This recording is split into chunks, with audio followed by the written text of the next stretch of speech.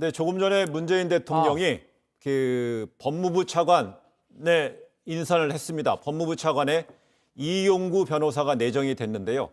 어제 이제 기존에 있었던 고기정 그 법무차관이 사임함으로써 내일 열릴 징계위원회, 4일날 열릴 징계위원회 위원장 역할을 해야 될 그 위원장 역할에 이제 차관이 필요했는데 오늘 바로 법무부 차관에 이용구 변호사를 내정했습니다. 지금 빠르게 나왔네요. 근데 그동안에는 이 법무차관은 그동안에 법무부와 검찰의 연락 그 원활한 그 네. 대화 소통을 위해서 검사 출신이 맞습니다. 되어왔습니다. 네. 근데 이번에 이용구 변호사는요.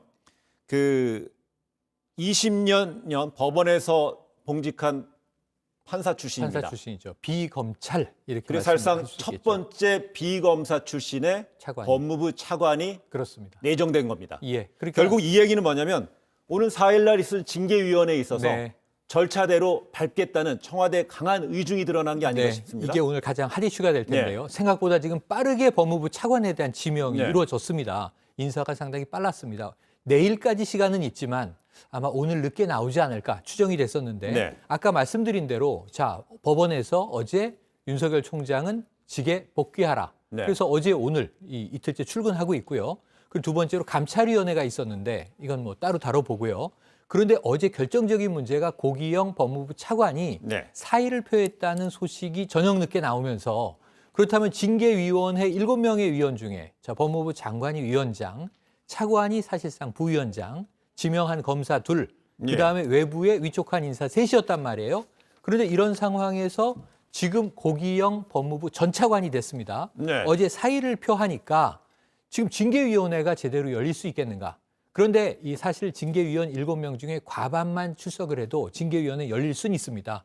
그럼에도 불구하고 지금까지 추미애 장관이 계속 지적받고 있는 문제가 절차적인 문제예요. 예. 이 검찰총장에 대한 초유의 감찰이라든가 심지어는 징계 청구라든가 직무 배제라든가 이게 법적으로 절차적으로 타당했는가? 예. 그런데 이제 이 징계위원회에서 법무부 차관이 빠지는 건 크나큰 타격이 아닐 수 없겠죠? 네, 근데 그래서, 지금 인사가 예. 빨리 나온 겁니다. 그리고 지금 저희가 우리 시청자 여러분께 좀 간략히 정리해드리겠습니다. 네. 이번 인사는요.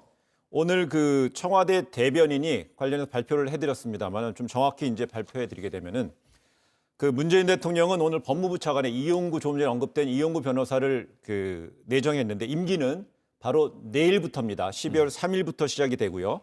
이 이용구 신임 법무부 차관은 20여 년간 법원에서 재직한 법관 출신입니다. 그 2017년 말에 비검찰 출신으로는 최초로 법무부 법무실장에 임명돼서 2년 8개월간 근무를 했습니다. 특히 이 법률 전문성은 물론 법무부 업무 전반에 대한 이해도가 매우 높다는 평가를 받아왔다고 합니다. 그래서 검찰개혁 등 법무부 당면 현안을 공정하고 중립적으로 해결하고 조직을 안정화하는 데 기여할 것으로 기대합니다. 이게 바로 청와대 강민석 대변인의 발표 내용인데요. 이 이용구 차관은 그 결국은 제가 이제 모두에 말씀드렸듯이 네. 그동안의 법무부 차관은 법무부 장관은 그 뭐 앞서서 정치인이 될 조국 수도 전 장관도 있고. 민간인이 됐었지만은 네네.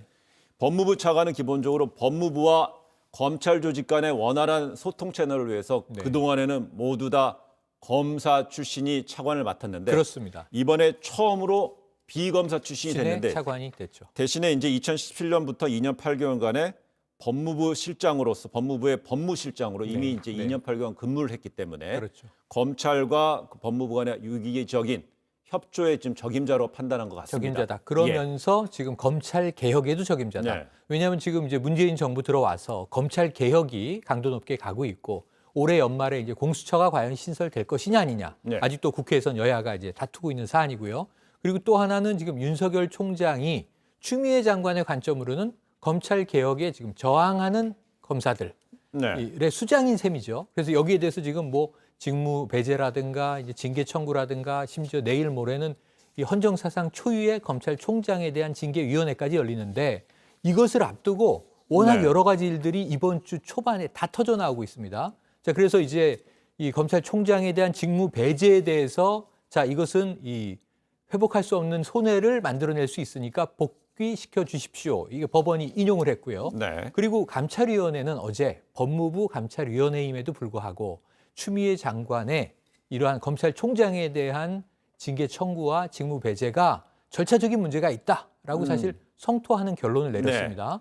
그리고 고기영 이제 전 차관의 사직이 나온 건데요. 청와대가 즉시 수리를 했어요. 네. 그런데 오늘 나온 여러 관측 보도들을 보면 청와대에 고심하는 대목이 뭐냐 하면 징계위원회가 뭐 중징계든 경징계든 사실은 감봉 이상의 중징계를 결정하면 네. 그것은 위원장인 법무부 장관이 대통령에게 제청을 해야 됩니다. 네.